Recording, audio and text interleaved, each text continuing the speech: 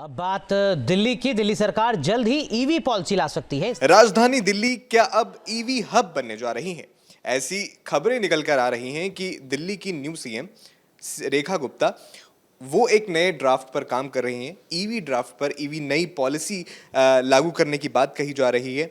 इस पॉलिसी के तहत अब ये कहा जा रहा है कि हो सकता है कि 15 अगस्त 2025 तक जो भी वाहन हैं, चाहे वो डीजल है, पेट्रोल है, सीएनजी है, उनका नया रजिस्ट्रेशन बंद हो जाएगा। यानी अब से दिल्ली में नए वाहन रजिस्टर नहीं होंगे, सिर्फ इलेक्ट्रिक वाहन जो हैं रजिस्टर होंगे। इसके अलावा जो 10 साल से पुराने वाहन हैं उन्हें भी इलेक्ट्रिक वाहन में कन्वर्ट करने का जो है मसौदा तैयार किया जा रहा है।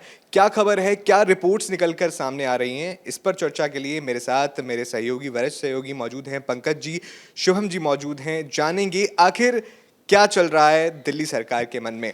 तो सबसे पहले शुभम जी आपके पास आऊँगा। क्या आखिर मसौदे की क्या खबरें जो है निकल कर सामने आ रही हैं? देखिए, खबरें तो बहुत सही सामने आ रही हैं। दिल्ली सरकार की जो मंशा है वो बहुत क्लियर है कि जो भी प्रदूषण वाहनों के माध्यम से हो रहा है उसे बहुत हद तक कम किया जाए। दिल्ली में हम अक्सर देखते हैं कि सितंबर अक्टूबर के बाद से और लगातार जनवरी फरवरी तक ठंड के महीनों में जो प्रदूषण का स्तर है वो बहुत ज़्यादा हो जाता है और यहाँ तक कि सांस लेना भी मुश्किल हो जाता है। हालांकि इसके कई अलग अलग पहलू भी हैं। कहा जाता है पराली की वजह से और दूसरे इंडस्ट्रियल जो पोल्यूशन है उसकी वजह से, और इसमें वाहनों का भी एक बहुत बड़ा हिस्सा होता है। हालांकि एक्सपर्ट्स ये भी मानते हैं कि जो वाहनों का पोल्यूशन है वो दिल्ली के पोल्यूशन को बढ़ाने में उसका इतना ज़्यादा रोल नहीं होता है, लेकिन फिर भी वाहनों का पोल्यूशन जो कि दूसरे राज्यों से लाखों की संख्या में वाहन हर दिन दिल्ली में आते हैं या दिल्ली से गुजरते हैं, इसकी वजह से बहुत ज़्यादा पोल्यूशन इससे हो रहा है। लेकिन मुझे ये जो फैसला है जो भी दिल्ली सरकार की तरफ जो रिपोर्ट सामने आ रही है कि इस तरीके का फैसला लिया जा रहा है, बहुत ज़्यादा ये फैसला समझ में आ नहीं रहा है। क्योंकि सिर्फ ईंधन बदल देने से या एक तरीके से इलेक्ट्रिक व्हीकल चला देने से इसके पोल्यूशन पर कोई बहुत ज़्यादा असर पड़ने नहीं वाला है। क्योंकि ईंधन एकमात्र सोर्स नहीं होता है जिससे वाहन पोल्यूशन करते हैं। अगर 10 से 15 लाख गाड़ियाँ एक दिन में सड़क में चल रही हैं तो उसके जो टायर के पार्टिकल्स होंगे, इसके अलावा अगर इलेक्ट्रिक व्हीकल है तो उसकी जो बैटरीज होंगी, उसके अलावा और भी जो उसमें उपकरण लग रहे हैं, वो सब भी एक प्रदूषण का बहुत बड़ा जरिया बनते हैं। लेकिन इसमें एक जो आप प्रदूषण की बात कर रहे हैं, बिल्कुल एक वो पॉइंट हो सकता है ध्यान में रखकर कि इस पॉलिसी को लागू करने की बात कही जा रही है, इस पॉलिसी का ड्राफ्ट तैयार करने की बात की जा रही है। कहा जा रहा है, जो अभी फिलहाल रिपोर्ट्स पंकज जी सामने आ रही हैं, कि 15 अगस्त 2025 तक जो नए वाहन हैं उनका रजिस्ट्रेशन बंद हो जाएगा, वो चाहे पेट्रोल हो, डीजल हो या सीएनजी। इसके अलावा 2026 15 अगस्त 2026 तक जो दोपहिया वाहन है उन पर भी इस तरह की गाज गिर सकती है। तो आपको क्या लगता है कि इस तरह के जो ड्राफ्ट की खबरें सामने आ रही हैं, क्या वो दिल्ली के लिए सही फैसला हो सकता है? और इस पर पूरी डिटेल में एक बार बता दीजिए। देखिए, जो सरकार का है, जो रेखा गुप्ता सरकार का है, चूंकि नई नई सरकार बनी है तो सरकार को कुछ करना है। और जो ईवी पॉलिसी है, ईवी पॉलिसी जो नितिन गडकरी है, लंबे समय से इसकी हिमायती रहे हैं वो, और वो तो इथेनॉल और इससे भी गाड़ी चलाने की बात कर रहे हैं। लेकिन समस्या ये है, जो मेरी इच्छा है, जो मैं चांद तोड़ लूँ तो चांद हम कितना तोड़ पाएंगे। हाँ, ये इतना आसान नहीं होगा, लेकिन नामुमकिन भी नहीं है। इसमें रही बात जो प्राइसिंग की, तो अगर जब हम प्राइसिंग की बात करें तो इंडिया में क्या है, लिथियम होता नहीं है। लिथियम जो आयन बैटरी होता है वो हमें चाइना से और हम दूसरे कंट्री पे हम उस पे, इसके कारण आप देखेंगे जो इंडिया में कॉस्टिंग एक बड़ी समस्या उसकी तो सब्सिडी दी जाती है, लेकिन उस सब्सिडी से भी उसकी भरपाई नहीं होती। दूसरा जो ये है, जो आपके पास वो चार्जिंग पॉइंट नहीं है। अब देखिए, अब देश में अभी इंफ्रास्ट्रक्चर आप में नहीं है। अभी आप देश में देखिए, जो हम जब सीएनजी की बात कर रहे थे तो सीएनजी के पंप भी आप देखिए देश में कितने जगह पे, अगर हाईवे को छोड़ दे, नेशनल हाईवे को छोड़ दे, तो बाकी आप, मुझे लगता है जो बहुत जो मेजर सिटीज हैं या मेजर टाउन हैं वहीं पे हैं। मतलब जो मिडिल क्लास टाउन है या फिर बी टाउन है, सी टाउन है, उसमें आपको ये देखने को अभी सीएनजी भी नहीं मिल रहा है। एक समस्या ये। उसके बाद चार्जिंग में आप देखिए, चार्जिंग में जो अगर दिल्ली में आप लागू करते हैं तो दिल्ली में सबसे बड़ी समस्या पार्किंग की है। लोग पार्किंग जो है सो आपको कहीं भी रोड, सड़क के किनारे और इधर उधर लोग पार्क करके, हालांकि यहाँ नियम ये है जो बिना पार्किंग के आप गाड़ी नहीं परचेज कर सकते, नहीं खरीद सकते, लेकिन फिर भी लोग खरीद रहे हैं। तो इसके कारण जो सरकार के सामने सबसे बड़ी जो समस्या आएगी, तो आप चार्ज कर, जैसे देखिए मैं मल्टी स्टोरेज में रहता हूँ, मेरा जो जिसमें सोसाइटी में रहता हूँ वो आपको 19 माले का है। अब 19 माले पे मैं 12वें माले पे रहता हूँ, तो अगर मैं सीएनजी का, मैं ईवी अगर लेता हूँ तो ईवी को मैं कैसे चार्ज करूँगा, ये मुमकिन मेरे लिए नहीं है, आसान नहीं है। तो इस तरह की जो मूलभूत जो समस्याएं हैं, जब तक आप उससे नहीं निकलो और जब तक आप कॉस्टिंग पे आप नहीं इस पर कंसिडर करोगे, लोगों को प्रोत्साहित नहीं करोगे। अब आप देखो, जो ये जो है इस पर ईवी पे जो लोग सरकार सब्सिडी देती है, है, तो कई ऐसे चलिए दिल्ली में तो सब्सिडी मिल रही है, या जो अभी का जो ड्राफ्ट जो रेखा गुप्ता सरकार की तरफ से आ रहा है उसमें भी ये आ रहा है, जो आपको जो बाइक है मोटरसाइकिल उस पर 5,000 से 10,000 तक, और ऑटो जो है उस ऑटो से 30,000 से 25,000 तक, इस तरह की बातें सामने आ रही है। लेकिन क्या इसके बाद आप वैसे अगर प्राइस के फ्लक्चुएशन से देखिए, आप नॉर्मल अगर डीजल और पेट्रोल की गाड़ी खरीदते हैं उससे अगर आपको उसको सीएनजी में खरीदते हैं तो आप देखिए कितना प्राइसिंग का अंतर होता है। अब वही अगर पेट्रोल डीजल के अलावे अगर आप इस पे खरीदते हो, ईवी पे जाते हो, तो देखो मुझे जो लगता है जो 10 लाख की अगर कोई गाड़ी है तो उसमें कम से कम 2 लाख रुपये का डिफरेंस आता है, जहाँ तक मुझे जानकारी। तो इसमें जो इंडिया में जो है सो मिडिल क्लास के लोग ज़्यादा हैं। अब वो एक छोटी गाड़ी, जैसे आप देखिए इंडिया में जब आया था बजाज आया था, तो बजाज पे था जब हम जो एक पूरा फैमिली था, हम हमारे दो मियाँ बीबी और 2 बच्चे का कंसेप्ट से जो बिहार में दोपहिया का क्रांति हुआ जो बजाज ने जो किया था, उसके बाद जो उससे अगर हम थोड़ा सा ऊपर उठते हैं तो या तो बाज़ार में इंडियन मार्केट में आप देखिए जो कार का जो सेल है या इसका, तो इसका जो सेल है वो आपको 10 लाख के बियॉन्ड नीचे वाला जो होता है 6 लाख 7 लाख रुपए का, जो मिड सेगमेंट में लोग उसको परचेज करना चाहते हैं। जैसे आप ईवी पे जाते हैं तो वही जो 6-7 लाख की गाड़ियां हैं वो 10 लाख की हो जाती है। तो इस मार्केट को आप कैसे करेंगे? भारत सरकार के पास या दिल्ली गवर्नमेंट जो रेखा गुप्ता सरकार लाने जा रही है उनके पास ये बहुत बड़ा चैलेंज होगा। उसको इंप्लीमेंट क्या प्लान आप बना सकते हैं, ड्राफ्ट बना सकते हैं, ड्राफ्ट बनाने में कोई एतराज़ नहीं है, लेकिन फिर उसको आप इंप्लीमेंट कैसे करेंगे, इसकी अगर पुख्ता व्यवस्था नहीं होती तो ये हिला हवाई वाली बात हो जाएगी। लेकिन पंकज जी, जब भी कोई पॉलिसी इंप्लीमेंट की जाती है, जिस तरह से हम जिक्र करें कि ये पहले ड्राफ्ट बनाया जाएगा, ड्राफ्ट में क्या क्या पॉइंट्स इंक्लूड होंगे? क्या वो प्रदूषण की दृष्टि से उन्होंने इंक्लूड किए हैं, या फिर जो आपने पॉइंट्स बताए उन सभी को बिल्कुल ऐसा हो सकता है कि उन सारे पॉइंट्स को वहाँ पे माइंड में रखें, लेकिन इसके बाद जो है पब्लिक की राय लेना वो एक बहुत इंपॉर्टेंट हो जाता है, उसके बाद ही उसे जो है बिल की फॉर्म में पेश किया जाता है। तो आपको क्या लगता है कि क्या क्या पॉइंट्स जो हैं इस ड्राफ्ट में और इंक्लूड किए जाने चाहिए या किए जा सकते हैं? फिलहाल जो बहुत कम जानकारी है, लेकिन सिर्फ इतनी जानकारी है कि 15 अगस्त 2025 से हो सकता है कि नए वाहनों का जो रजिस्ट्रेशन है वो ना हो।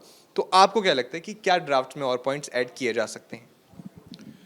देखिए, ड्राफ्ट में सबसे जो महत्वपूर्ण पॉइंट है ये ऐड किया जाना चाहिए कि दिल्ली में अभी जो ड्राफ्ट की जो बातें सामने आ रही हैं उसमें सबसे बड़ा असर होने वाला है ऑटो रिक्शा वालों पर। दिल्ली में एक ऑटो रिक्शा की कीमत जो है लगभग 4 से 5 लाख रुपए है, और एक ऑटो रिक्शा का जो रजिस्ट्रेशन है वो मेरे ख्याल से 20 साल के लिए होता है।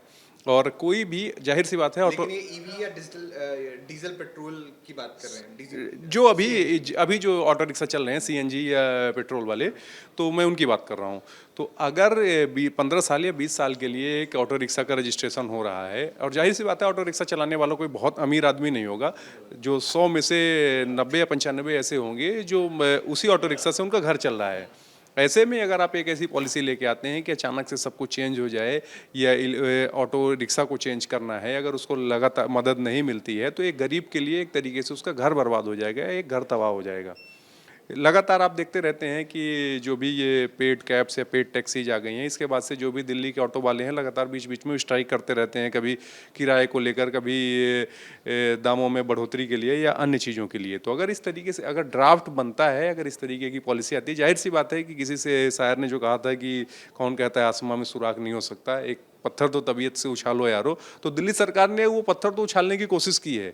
अब देखना ये है कि आसमान में सुराख होता है या नहीं होता, क्योंकि वो सब कुछ दिल्ली सरकार की जो पॉलिसी है उसी पे डिपेंड करेगा। बिल्कुल, इसमें एक पॉइंट मैं भी ऐड करना चाहूँगा, जिस तरह से पंकज जी जिक्र कर रहे थे कि इंफ्रास्ट्रक्चर जो है फिलहाल इतना नहीं है। भले ही बहुत सारे हमने कार मैन्युफैक्चरर्स देखे हैं, वो लगातार ईवी सेक्शन में नई नई कार्स, चाहे वो बजट कार हो, वो लॉन्च कर रहे हैं, लेकिन क्या हमारे देश में चार्जिंग का इंफ्रास्ट्रक्चर है?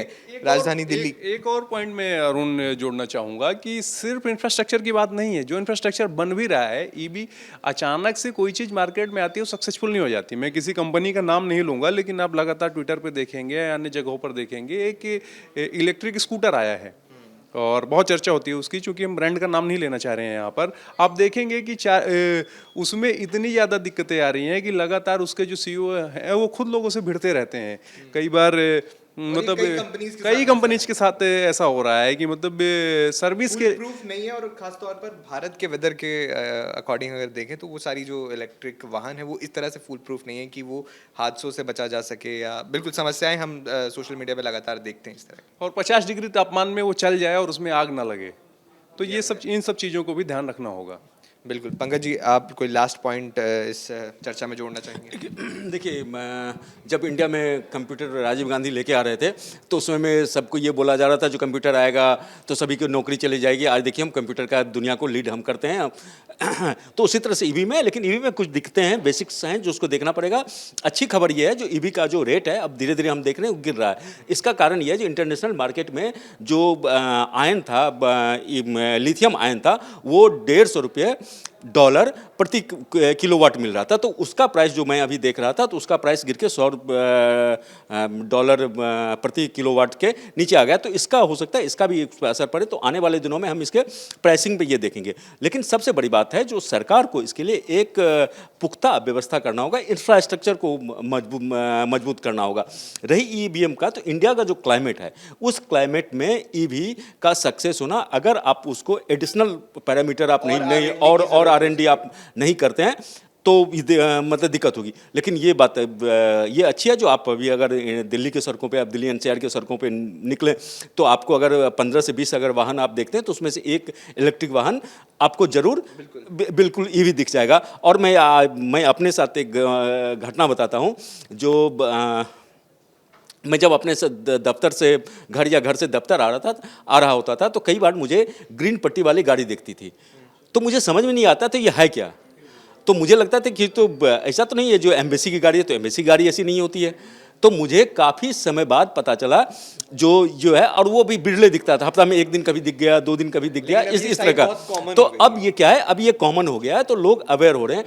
लेकिन उसमें साथ ईवी के साथ जो सबसे बड़ी समस्या है जो इंडियन के लिए हम लोगों का जो मेंटलिटी है, या हम लोग जिस तरह से जिस तरह से वाहन का इस्तेमाल करते हैं तो हम क्या होता है हम लंबे दूरी पे जाते हैं। अब ईवीएम में अगर ईवी है तो एक चार्ज में आप कितना किलोमीटर, सपोज कीजिए 250 किलोमीटर जा सकते हैं। तो अगर 250 किलोमीटर आप जा रहे हैं तो 250 से अगर हमको 1000 किलोमीटर जाना पड़ रहा है तो हम उसको कितनी देर में कहाँ रुकेंगे, कहाँ उसको चार्ज करेंगे। अगर सपोज कीजिए हम अगर जा रहे हैं, अगर एक ईवी को जो बैटरी है उसका चार्ज होने में अगर 1 से 2 घंटा अगर वो ले लेता है तो फिर तो हमारे लिए वो नहीं रहेगा। तो इसलिए वो दिक्कत है जो इंडिया में जो अभी सीएनजी का भी जितना पॉपुलर नहीं हुआ उसका रीजन क्या था।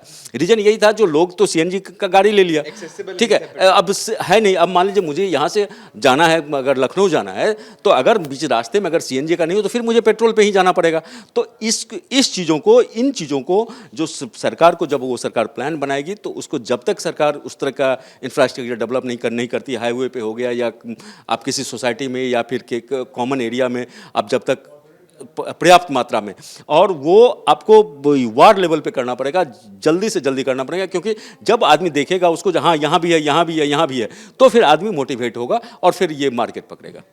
बिल्कुल। और ईवी पॉलिसी जो है दिल्ली सरकार की, क्या कुछ ड्राफ्ट्स में क्या कुछ पॉइंट्स जो हैं सरकार इंक्लूड करती है, किन किन चीज़ों का ध्यान रखा जाता है, ये तो समय ही बताएगा। फिलहाल इस चर्चा में इतना ही। आप इस वीडियो पर क्या कहेंगे हमें कमेंट बॉक्स में ज़रूर बताएं। इसी तरह से देखते रहिए न्यूज़ नेशन का डिजिटल प्लेटफॉर्म। धन्यवाद। न्यूज़ नेशन अब व्हाट्सएप पर खबरों की ताज़ा अपडेट के लिए न्यूज़ नेशन के इस QR कोड को स्कैन करें।